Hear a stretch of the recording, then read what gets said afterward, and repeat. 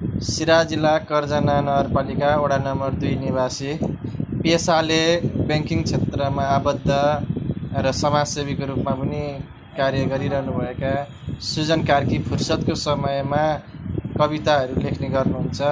आज उहाँले वाचन गर्न गइरहनु भएको कविता करिब 10 वर्ष अगाडि लेख्नुभएको कविता हो। त्यसलाई आज फेसबुकले उहाँलाई सम्झाइदिएको छ। फेसबुक मार्फतै उहाँले आफूले लेखेको कविता भेटाउनु भएको छ। आज उहाँले आफ्नै सुमधुर स्वरबाट कविता वाचन गर्न गइरहनु भएको छ। कृपया ध्यान दिएर सुनिदिनु होला।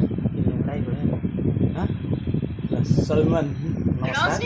पुष्कर सर एकछिन साइड लाग्नु त ल। मेरो कविताको बोल छ व्यक्तित्व विकास। मैले यो लगभग 10 वर्ष पुगि लेखेको हो। आज फेसबुकमा यसो आएर म भन्न गएको छु, रविको किरणलाई समेटी वायुको पङ्खमा उड्नलाई, बन्नु छ दूरदर्शी मलाई, व्यक्तित्व विकास गर्नलाई, चढ्नु छ मलाई सगरमाथा, छुनु छ निलो आकाशलाई, व्यक्तित्व विकास गरी मलाई चिनाउनु छ देशलाई, आकाश रूपी विश्वको माझमा चम्किनु छ मलाई तारासरी, पन्छ्याउनु छ मेरा पथका काँडा, व्यक्तित्व विकासको पहिरन गरी, प्रगति र उन्नतिको काँधमा बसी असल पथमा सदैव अघि बढ्नु छ, त्यागेर मोह लोभ र लालच विकासको वृक्षमा चढ्नु छ, अँधेरी रातमा जुनखिरीको साथमा टिप टिप बलेको तो उज्यालोलाई समेटी आफ्नो हृदयमा सधैँ चिन्नु छ आउने समयलाई,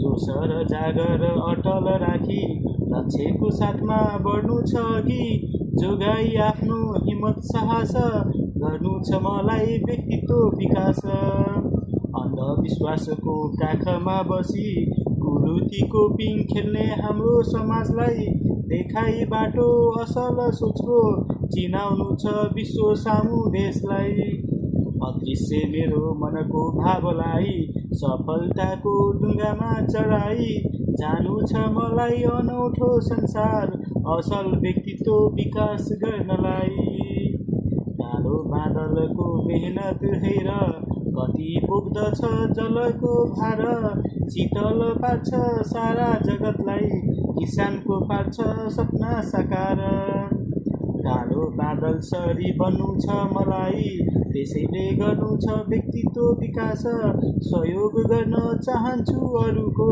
बिना गरी कुनै फलको आश, बिर्सन कदापि वीरको साहस सम्झिन्छु